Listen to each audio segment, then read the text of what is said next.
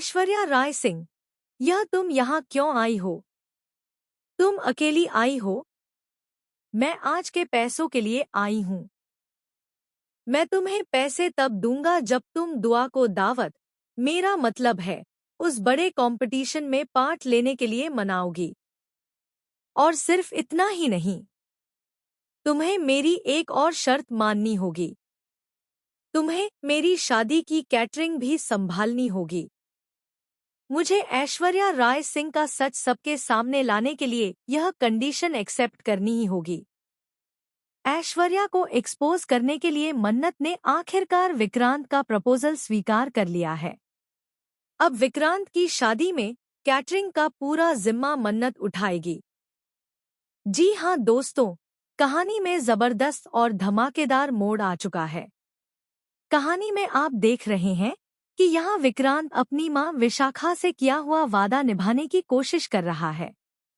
उसने अपनी मां के सिर की कसम खाई थी कि वह नीतू से ना मिलेगा और ना ही उसके इलाज में कोई मदद करेगा।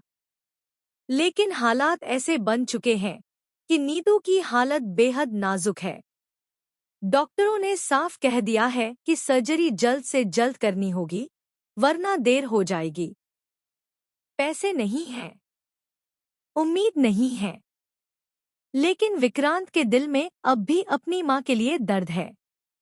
वह चाहता है कि कसम भी ना टूटे और मां की जान भी बच जाए।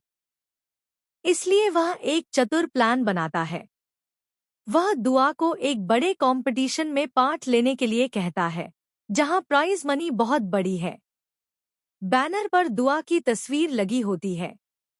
बाहर से देखने पर लगता है कि वह सिर्फ दुआ के टैलेंट को आगे बढ़ाना चाहता है, लेकिन असल वजह कुछ और ही है। वह प्राइज मनी के जरिए नीतू का इलाज करवाना चाहता है, ताकि सीधे तौर पर मदद किए बिना भी वह अपना फर्ज निभा सके। लेकिन इस प्लान के पीछे एक और गहरी साजिश छिपी है, जिसका अंदाजा अभी किसी को नहीं है। विक्रांत मन्नत के सामने शर्त रखता है कि अगर दुआ इस कंपटीशन में हिस्सा लेती है, तो वह सारे पैसे देगा। लेकिन इसके बदले मन्नत को उसकी शादी में कैटरिंग संभालनी होगी। मन्नत के लिए यह पल बहुत कठिन है। वह जानती है कि विक्रांत की शादी देखना उसके लिए आसान नहीं होगा। दिल के किसी कोने में उसके लिए अब भी भावनाएं हैं। लेकिन दूसरी तरफ दुआ और रोनी का भविष्य है। नीतू की जान दांव पर है। और सबसे बड़ी बात, उसे ऐश्वर्या राय सिंह का सच सामने लाना है। वह यह शर्त मान लेती है। दूसरी तरफ पार्टी की तैयारी जोरों पर है। रोशनी, संगीत, मेहमानों की भीड़, कैमरों की चमक, सब कुछ परफेक्ट दिख रहा है। ऐश्वर्या अपने आलीशान लहंगे में सबका ध्यान अपनी ओर खींच रही है। लेकिन मन्नत की नजरें उस पर टिकी हुई हैं। उसे पूरा यकीन है कि ऐश्वर्या वही है जिसने अपनी पहचान बदलकर सबको धोखा दिया है। वह आरजू नहीं, बल्कि ऐश्वर्या राय सिंह है। और फिर आता है सबसे बड़ा झटका। पार्टी के दौरान अचानक ऐश्वर्या के कपड़ों में आग लग जाती है। अफरातफरी मच जाती है। लोग चीखने लगते हैं। मन्नत दौड़कर उसकी मदद करती है। जब आग बुझाई जाती है और ऐश्वर्या अपने जले हुए कपड़े उतारती है, तो उसके शरीर पर एक पुराना निशान दिखता है। वही निशान जो सालों पहले उस रात लगा था जब श्रुति माशी की मौत हुई थी। मन्नत के होश उड़ जाते हैं। उसे याद आता है कि उस रात उसने छिपकर सब देखा था। श्रुति माशी को धक्का देने वाली कोई और नहीं, बल्कि ऐश्वर्या थी। और उसके साथ खड़ी थी विशाखा। लेकिन असली धमाका अभी बाकी है। मन्नत सबके सामने सच बताने ही वाली होती है कि तभी विक्रांत माइक्रोफोन लेकर मंच पर आ जाता है। वह कहता है कि आज शादी से पहले वह एक सच्चाई सबके सामने रखना चाहता है। सबको लगता है कि वह अपनी और ऐश्वर्या की शादी की कोई घोषणा करेगा। लेकिन विक्रांत कहता है कि यह शादी असली नहीं है।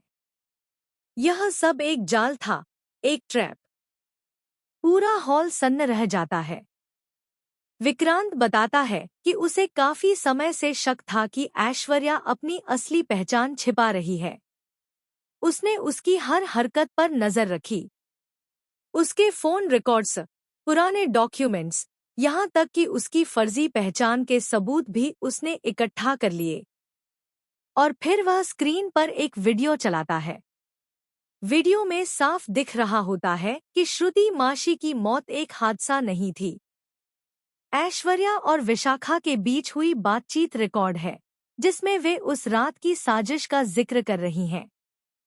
विशाखा का चेहरा सफेद पड़ जाता है। मन्नत स्तब्ध खड़ी है। उसे समझ नहीं आता कि विक्रांत यह सब पहले से जानता था। तभी दूसरा झटका लगता है।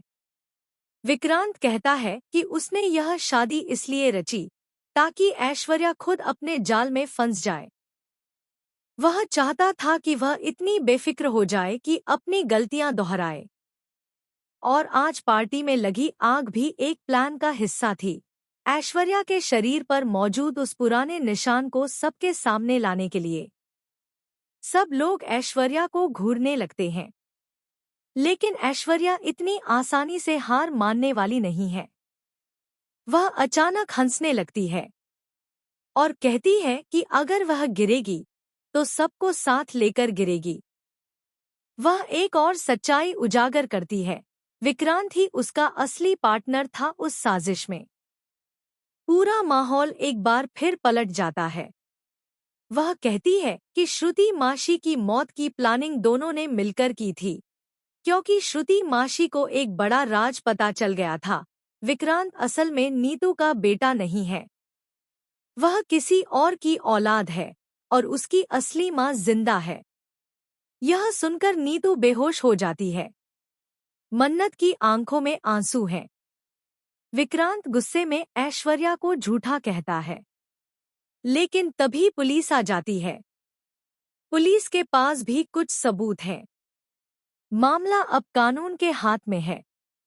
अंत में कहानी एक ऐसे मोड़ पर आकर रुकती है जहां किसी को समझ नहीं आता कि असली सच क्या है। क्या ऐश्वर्या सच बोल रही थी?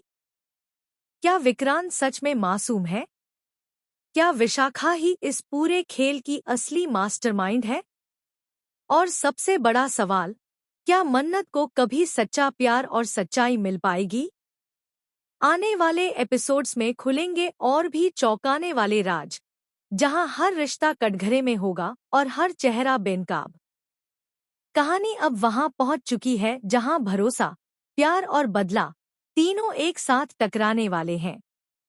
तैयार हो जाइए सबसे बड़े खुलासे के लिए, क्योंकि असली तूफान अभी बाकी है।